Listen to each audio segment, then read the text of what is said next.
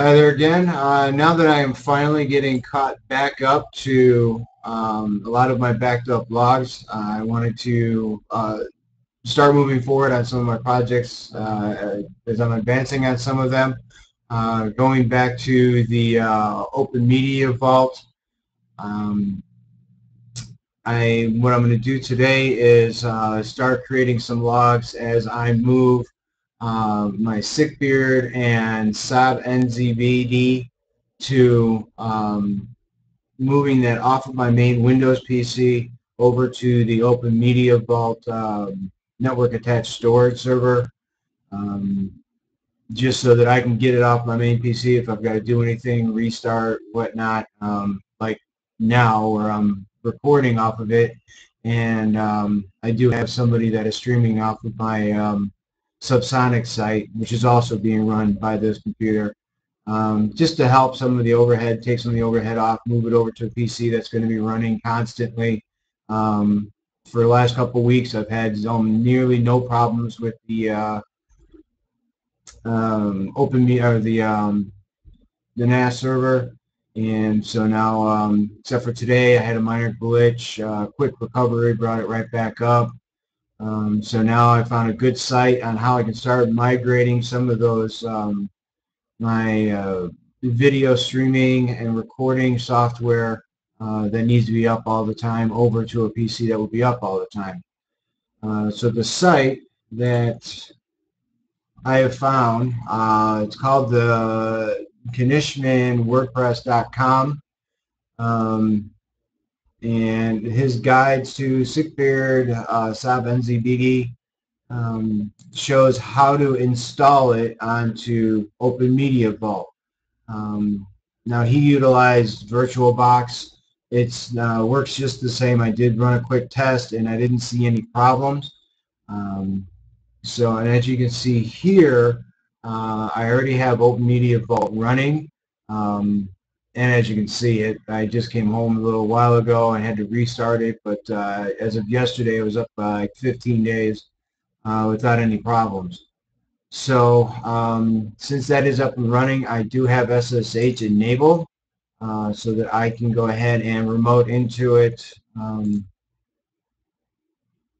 do the command lines that I need to do, the sudo instructions. So I am logged in as root. It's not really supposed to be recommended to log in as root. Better to give a user admin rights. But this is behind two firewalls with a security protection. So I left it as root for right now, but then I go ahead and remove SSH root login after I am finished with this. So let's go ahead and get started. One of the first things we need to do is we need to install the Python Cheetah GIT. I did this part already. The update doesn't really take that long, but you do need to do it. Make sure everything is updated. So the next thing we're going to do is we're going to go ahead and install the Cheetah. And that is simply, you're going to use your sudo command apt-get, which if you've been using Linux for a little while, it's almost second nature to type that one. And then we are going to install Python, and then the Python Cheetah GIT. Okay, yes to continue for make the changes. Obviously, I typed it correctly. It's one of my biggest things is syntax errors while typing. Happens all the time. I'm sure I'll record it here. Okay, so that has successfully installed. So now going back to the website, and it might be shorter because when I ran through this once already. It did take a little bit longer on my first install because there is 30 megs to have it installed. So if you are running off of a running OMV off of a USB drive, probably won't have enough room for it. I am running off of a small IDE drive, and but I've got more than enough room on there for it. So next thing you want to do is check what version of Python and GIT version you have to make sure that they are correct. We should get back with Python version 2.6.6 and GIT version should be 1.7.2.5. So let's go ahead and check those real quick. So the command check version for Python, Python-V, and it gives you a whole bunch of crap, but what we're looking for is right here, Python 2.6.6.6. Now, one thing it didn't mention in the instructions, and thankfully I've worked with Python a little bit, I am now in the Python shell. To get out of that, just have to do Control-D. Control, hit D, it will pull you out of the shell and put you back into your root. Next thing you want to do is see what the version of GIT is. Just type GIT version, and that one's much cleaner, comes up with the correct one, 1.7.2.5. So now, according to the website, that is the groundwork that we need for the installation for SickBeard. Next thing we're going to do is I believe I deleted the opt directory. We might need to create that real quick. When I cleaned up SickBeard so I can do this logging. So that won't be a big problem. Then the next thing is we're going to go ahead and clone into SickBeard, into the opt SickBeard directory, the GitHub document, midgetspy sickbeard.git. So let's go ahead and move over and do that. Now I'm going to check to see if my opt directory is there. I don't think it is. Yeah, I didn't think so. Simple command for making directory. That would not be it. I believe it's MK. I forget which flavor of Linux I'm playing with here. Okay, so now that I've created opt, there it is. Just change into it like it said. Now we're going to run the git clone git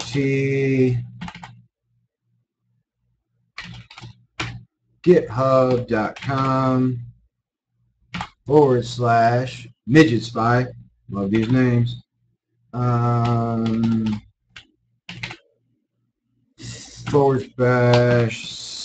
/SickBeard. Oops. sick-beard.git, and we want to put it into the opt and SickBeard directory. Hopefully that'll work. Yes, it is working. I have typed it wrong before, and it just sits there and stares at me until it times out. So this, I know it is working, and it has completed. Now on the website, now even my first installation, I did not have any problems with permissions.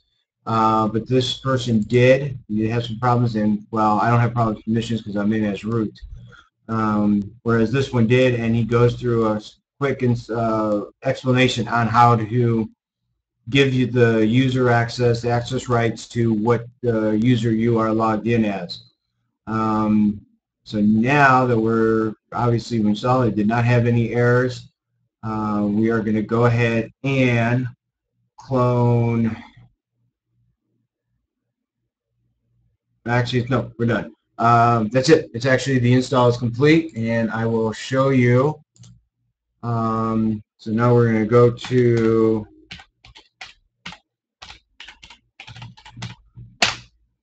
and then we're going to go ahead and run SickBeard. SickBeard runs off of Python, which is why we had to install it. SickBeard, and I already learned this lesson once. The website shows only a capital S. If you look at the directory, you can see here SickBeard is a capital S and a capital B. So Python sickbeard.py, and it will go ahead and start running. When it comes and says no updates necessary, hopefully that will. Here we go, no updates needed. It is running and functional. So what I'm going to do now Actually, we do have, not functional, sorry. It does have one, it has a few more things you need to do. Going back to the website, sorry, I'm jumping the gun since I've done this once already. Here's where it says to go ahead and run it. Then it should says blah, blah, blah, all the stuff that we just saw. Then you're going to notice that it says on the config file SickBeard that the address is 0.0.0.81. If we go back to here, you will notice right here that's exactly what it says. Apparently that's not going to work. Can't exactly log in and log into a local host remotely. So it's not even remote local host. It's just like flipping zeros. So go back to here. So obviously we need to change it like he says here. And what I like about this is that he even says back it up first and shows you how to do it. Very nicely done. I like that. So let's go back and let's do that. Here, go back to here. Now, right now, SickBeard is running. If you exit out of this, if you stop it, it will stop running. This website has, he was going to put in how to start it off from boot. He hasn't done that yet. I will figure out how to do that and go ahead and my next log will have that information on it. So right now to stop SickBeard, just press Control D. No, seriously. Sorry, Control C. My mistake. Thought I was back in Python again. Well, I was. At any rate, it stopped. Who cares? So now we're going to do the command line for taking care of that is right here where it has CP, and this is for doing the backup first, and it's going to be taking the config.ini and making a copying that to config ini.back. Let's go ahead and take care of that. That's CP for copy, opt, and it helps better if I'm just have the window highlighted. All right, CP opt, our SickBeard directory. We want the config file, and then we want to copy that back into opt SickBeard. And we want it also same call it config.ini.bak. Hey, I didn't type anything wrong. Fantastic. All right. Then the next thing we're going to do, looking back over here, is we are going to use the nano text editor on the config file to change that 0.0.0 port 8081. So let's go back into here. And then let's go to nano SickBeard. And we want the config file and I. All right, now I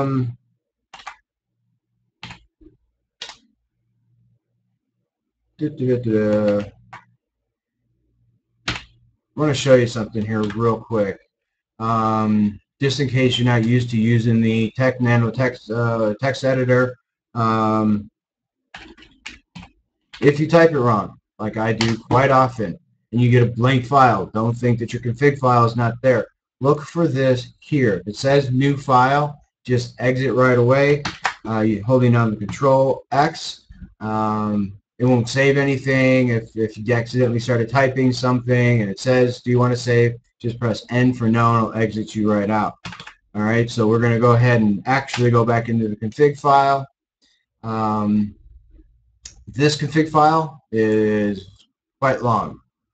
But thankfully what we need is pretty much at the top. All right, we are looking for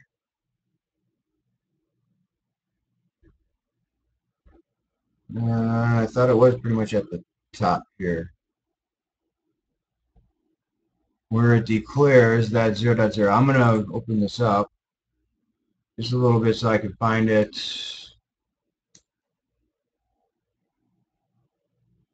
And that's what I am looking for. Shrink back down so you can see it. Okay. So now back to the website. Okay. What I like what he did here is he put what the original one looks like. All right, and there's our 0.0.0.0 port 8081, and change this web host. It's the only difference in this new one should look like, and put what the host of your server is. So what you just SSH'd into is what that IP address should be. So we're going to go ahead and change that. Now, something I thought was interesting that I didn't know is that you can't use the keyboard, or sorry, the numpad to enter in numbers. It acts like the arrow keys, kind of annoying even with the numlock pressed.